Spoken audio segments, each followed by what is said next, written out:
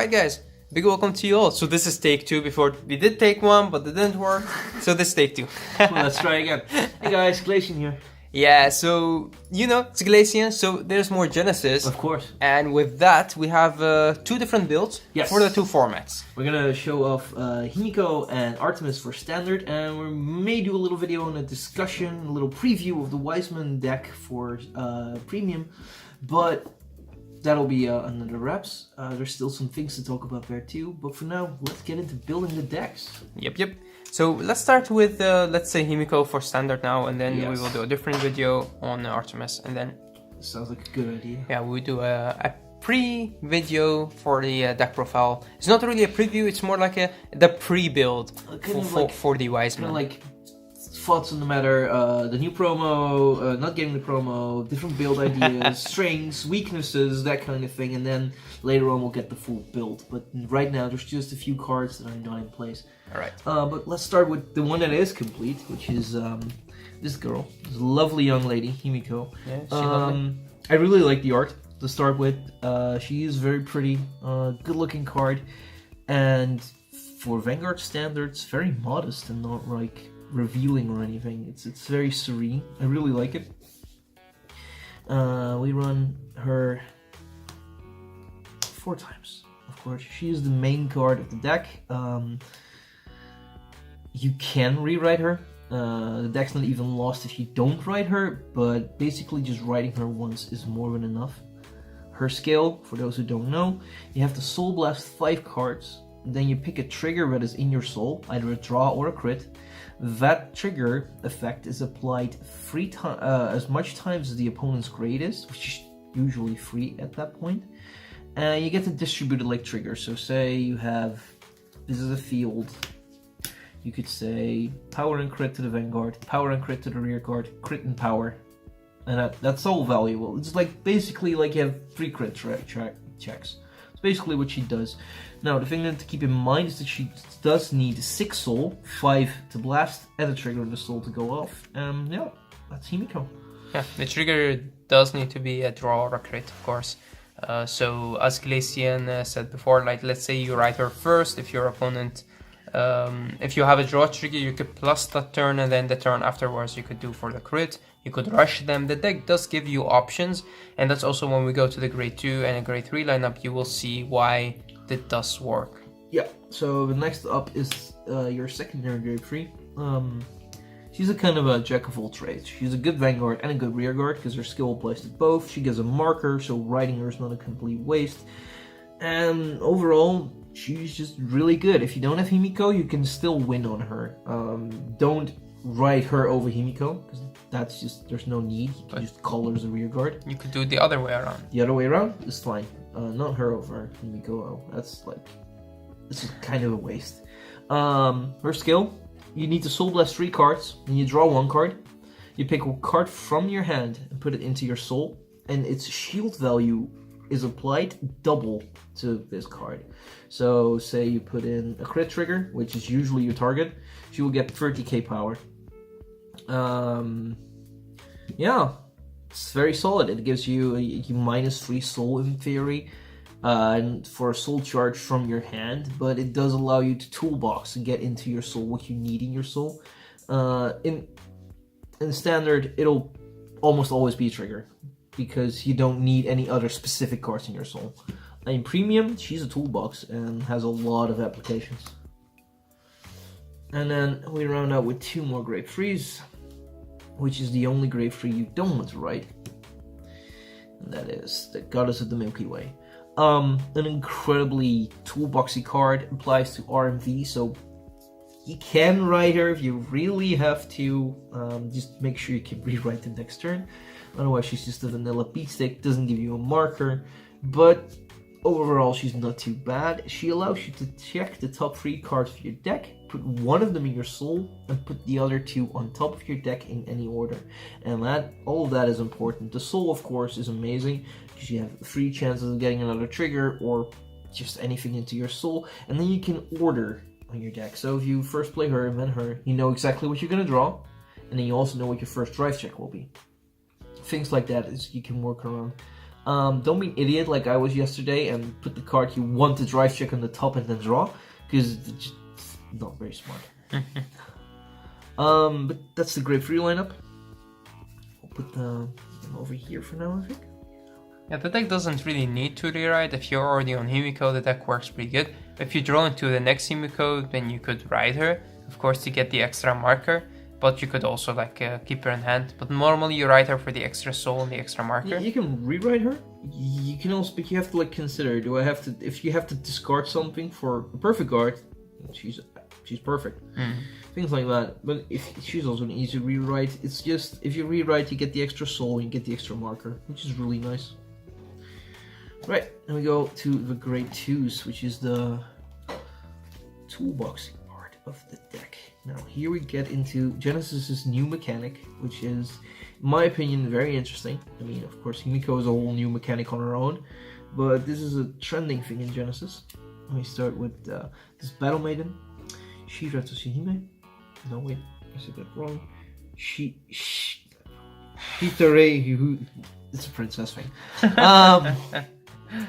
Her skill is Counterblast 1, and then you reduce Soul Blast cost by 2. And the important thing to notice is, it says it simply reduces the next cost by 2. So, because this is not a once per turn card, you can even Counterblast 2 to reduce the next one by 4. Or, you can Counterblast 2, reduce the cost, Counterblast 1, reduce the cost by 2, then Counterblast again to reduce the next one by 2. Her effect is not limited to once per turn. This is something a lot of people forget about. And yeah, she also gives 3000 power to another rearguard, and she's set up for one of your early combos. In late game, when you have a lot of Counterblasts, she can really make a difference. She can practically make Himiko for free and just douse away the power, and it's a really nice card to have. And since it's a force card, she's even a 10k base. It's really interesting how Genesis now works, because you have actually the Counterblast is more the cost to build up things, and the Soul Blast is the cost to finish up things. Exactly. The Counterblast have become more relevant. In the past, Genesis did not really care for Counterblast that much. You had 2 of them. You could practically do anything in the entire deck. Now, you have to be a bit more careful about them. You also don't have any counter charging, because, you're a Force Land. And, yeah, it's an interesting card to see. I think they very deliberately did not give Genesis specifically any counter charge, because of how abusable it could be in Premium. Genesis walking that fine line between being overpowered and not being that valid at all. So we run 4 of her, and the reason should be pretty obvious. She's a 10k base. She can be used early and late as well. She just enables you. If you don't have her, you usually have a lot of Counterblasts left, because she is the most reliant on them. Next we have the other grade 2, the triple rare, which comes in original rare and normal rare. So this is like Satoru Hime's counterpart. This is Sahuro Hime, and she asks also for Counterblasts and 2 Soul Blasts. Now, anyone paying attention knows that these are the exact same costs. The optimal condition is that your opponent has given you 2 damage and you have these 2 cards in your hand. You can make the whole combo go down. So what does she do? She gives you a draw, 2 actually, 2 draws, so she pluses 1 you in hand. And then you pick 1 card from your hand, and that goes into the soul, and she gains power equal to the shield value. Now that is similar to this one. The difference being, this one gives you 2 cards, and costs a counterblast and a little bit less soul. And this one just gets more power. So this one is more of a build-up, and that one is more of a finisher. Yeah, this one is more your preparation card, and this one just blows stuff up. The draw is also really nice. Genesis isn't really known for its hand-making capabilities. This card fixes that a lot. You have a lot of draw power with this card. Now, the Counterblast, like I said, you need 2 Counterblasts for the proper combo, but you can do it so that you basically simply Soul Charges 1 and pluses your hand 1 for a Counterblast. Which is really nice. Downside is that this one is an act, and this one is a place, so you can only use her once. After you place her, she becomes pretty much useless. She's also 9k base, so not the strongest unit. Good to have in the early rush. And she is played, and I think that most people will play her at 4. Now the next card in the grade 2 lineup is Euselis. Now this one we don't have to talk about a whole lot. He's very underrated in my opinion. Yeah, he's really good. Basically, on attack, after the battle has ended, when he attacks the Vanguard, he goes into the soul, gives you a draw, and then soul charges 1. So he just +1s you. And soul charges you. Just overall, your opponent doesn't have anything to target, so they can't punish you for playing him. And he replenishes himself in your hand and gives you 2 soul. It's an amazing card. And the other option for this deck would have been the Artemis grade 2, but I really do not think that her playstyle suits this deck. So now we're going to the grade 1.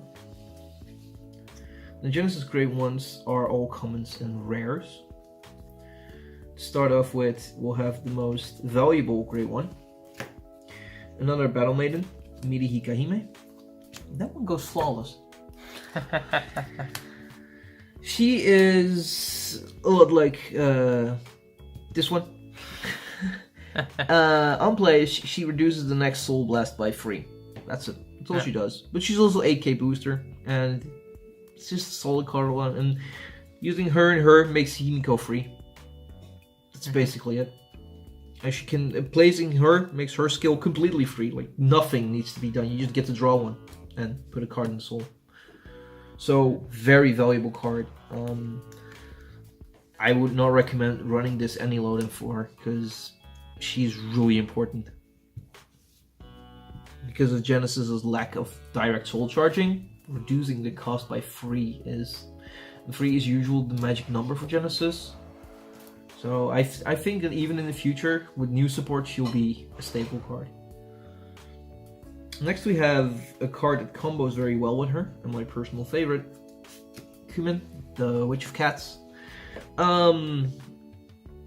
She gives Genesis a whole new mechanic. She allows cards from the field to be placed back into the hand, which is the field control is something Genesis did not have. And after this set, Genesis suddenly has retire power, field control, and even opponent deck milling, but we'll get to that in a little bit. Her skill is on place, counterblast and rest this unit, and when you do, either pick a card from the drop zone, put it in the soul, so if there's a crit there, you can just put it in there, but you'll most commonly use her to reset a card. Now, you think, why would you? You can just build soul. Well, if you let her go back to the hand, you can place her again, resetting the effect and reducing the skill by the cost by another 3.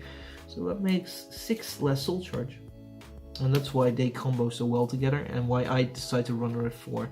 Now I will admit, all the other grade 1s from here on are flavor. It's like your own personal preference. You don't have to run her at 4. But I prefer it, and I prefer to run these guys in sets of 2. First off, there's Melissa. Now Melissa's the one we just talked about. Melissa Soul Blasts 3 and lets your opponent call a new card over everything he has on the field, which is something Vanguard never had before, if I'm not mistaken. It's very new, and in a different way. And it gives Genesis a form of retire power and opponent deck milling never really had. Only Link Joker had that, but that was different. Crawling on the top of other units, also locked cards, that could work, but mostly it never happened to a clan which didn't have lock, especially a clan which, like Genesis, at the end of the G era had something like Retirement Engine. Oh no. Yeah, and now it has it. It always had it in a different way, so it's really nice. There were a lot of people that had different opinions on this card. I think it's nice. I think that it should have been more than a common, because just the way that the effect worked. Oh, yeah. But I think the Bushiroad is trying to show us new things without making a big fuss about it. Of course, there will be people that will be very sad and salty about this card, but there will also be some others that will have fun with it as well. And that's exactly my point with why I only run this card at 2. She is circumstantial. You don't always play against an opponent that has a full field. You don't always play against an opponent that you want to let them recall new things, because sometimes they don't have great things in the field anyway. And you don't always want to use free soul just to have the effect go off. And finally, she is on place. If it was an act skill, I would have probably put her on 4. She's also 7k. Yeah, she's also 7k. Like, if she was act, I would have put her on 3 or 4. Because then you can just have her in the back row, just in case it's needed. But now it's on place, so until she's needed, it's risky, and you don't want to overplay it.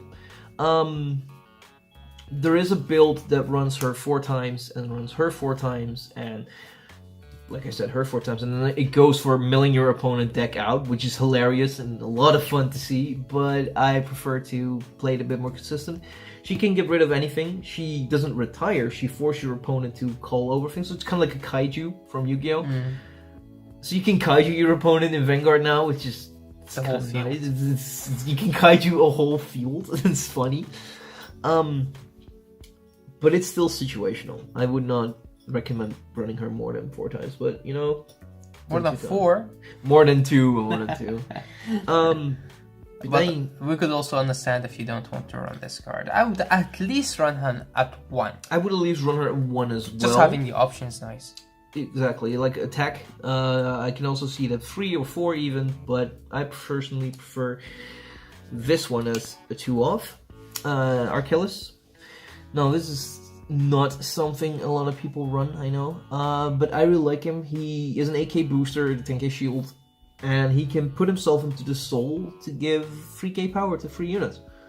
So that's a soul charge, which you kind of need, and it distributes a little bit of power, makes it hit magical numbers.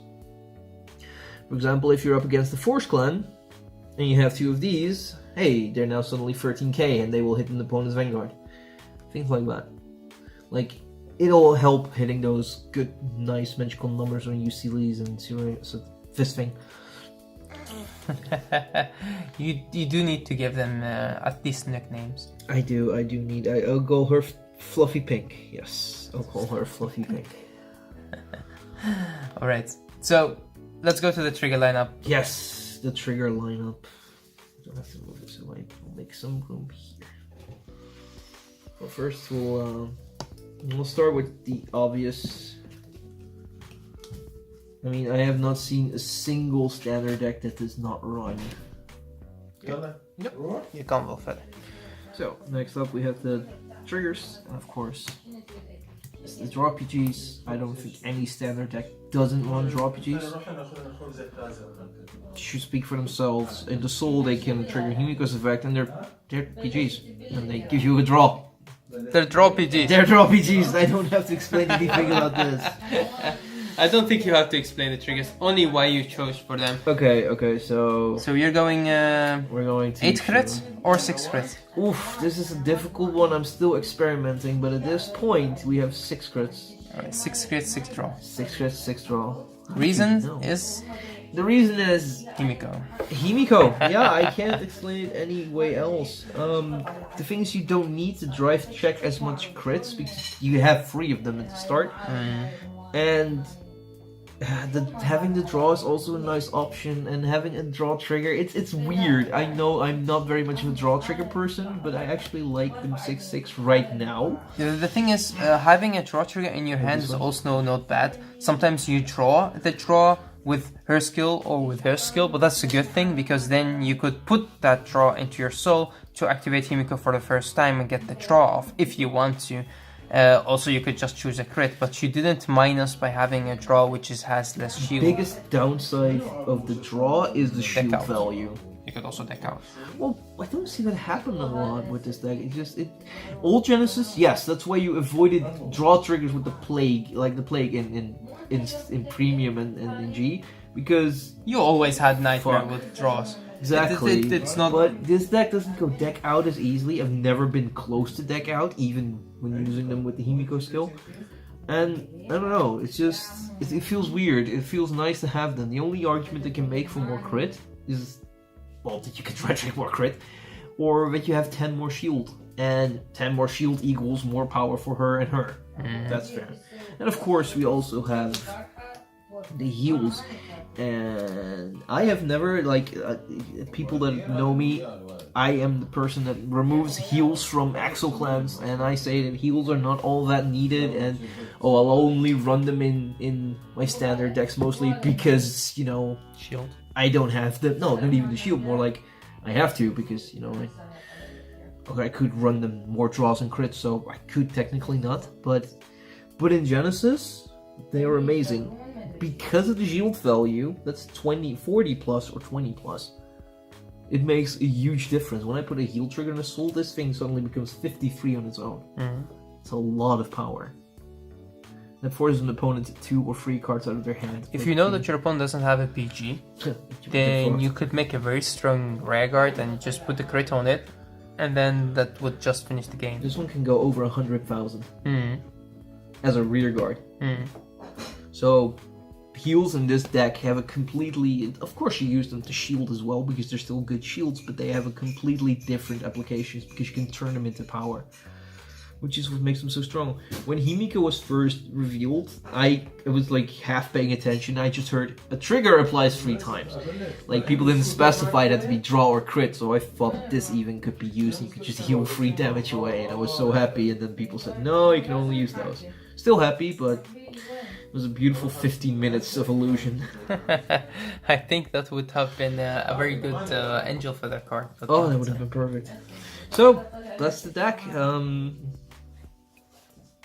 Not much to explain, really. We'll put a game, we'll play a match or 2 for you guys to see how the deck function. I'm also interested. That will be my first time playing as Genesis. I know what the card does. I have seen everything. But the thing is about Genesis that it has a very different playstyle. So if you haven't played against it yet in Standard, you know the premium Genesis, then it's a bit different. The power that your units can make, the soul charging that you now make is different. Like, you can choose what you soul charge. You're kind of building hand without minusing yourself. It building plays, soul. It's very weird. It plays like the old Genesis, but completely new as well. It's very, to me, it's very familiar, but at the same time, the thing that I like the most in this deck, I think, is that the way how they did the counterblast and the countercharge. Like, they chose what the countercharge does. The soul blast and the counterblast. Like, now your counterblasts could be done to reduce the amount of soul you have to soul blast, or to build up soul, or to build up hand. But you could just play a game without having to counterblast anything if you go to your soul blast unit with having the soul. Exactly. So if you want to use her skill, you actually could call like both of her, but you need the counterblast to make that possible. So, but if you don't have the counterblast, sure, you just adjust your playstyle and you don't use up too much soul, so you could still use her. There's no denying option, really. There's just, the deck can abandon you and forsaken you, but your opponent is not in control of what you do. They can choose to not attack, to only attack your Vanguard. That's fine. And I'll just build a lot of rear guards with force. They can choose to deny you counterblast. That's fine. I'll just build up soul and use my 1 soul blast very effectively. The deck itself can mess you up by not giving you the right units. If you only see like 4, well, not even that, but there's a combination in your hand that you're like, well, I'm fucked. But I don't think there's a single deck out there that always has a good hand. There's always that one combination of cards that you're like, well. No, the thing is, in Standard, sometimes the deck chooses which path you have to go. And in Genesis, it's also your opponent. You sometimes have to adjust your playstyle to different situations, and that's also like when you have a game on a PlayStation or something, and it's a game you want to replay multiple times. It's because it could give you different endings or a different way to go to your ending, and that's the same with this deck. When you replay it multiple times, and when you practice it a lot, you will be getting some situations you would think, okay, I need to do this to get out of this situation. And that's what this deck is. It's not a deck that could go one way. Like, the difference between this and Spike Wars. Spike Wars always go the same way. Okay, you run out of brackeys, you go into Juggernaut, sure, but or you put a bracket to the bottom of the deck, sure, but it's different with this deck. So that's very nice. It's also these clans, the first clan with like multiple builds that I've seen, like actual multiple builds, not just we'll use the VR and this and then you can choose between them. No, we'll see them like in the next video. There's a completely different build option with a completely different style of playing, and I think we almost got this started. And yeah, it's interesting. I'm really happy that Genesis took this long because I feel Standard needed time to evolve, to adapt itself, and I think that this set, I've seen it from Gears and Great Nature, they are very intricate plans, and I will not forget the thing that JD of all people said yesterday. I hate Genesis. This actually makes me think about what I do and what my opponent is doing. Which JD, if you all know, is very much bashing on the Wiseman loop for being brain dead. So it was very nice to hear that acknowledgement. Alright, so that's it for this deck profile. Let's not make it too long. It is already long, but I think that most of you guys would like to enjoy these kind of things.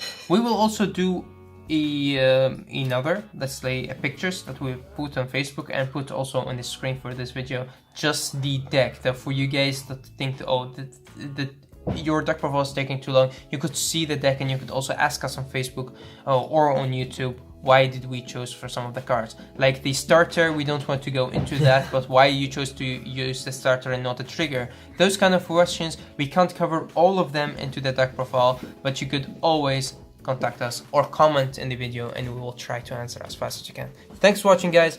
Until next time.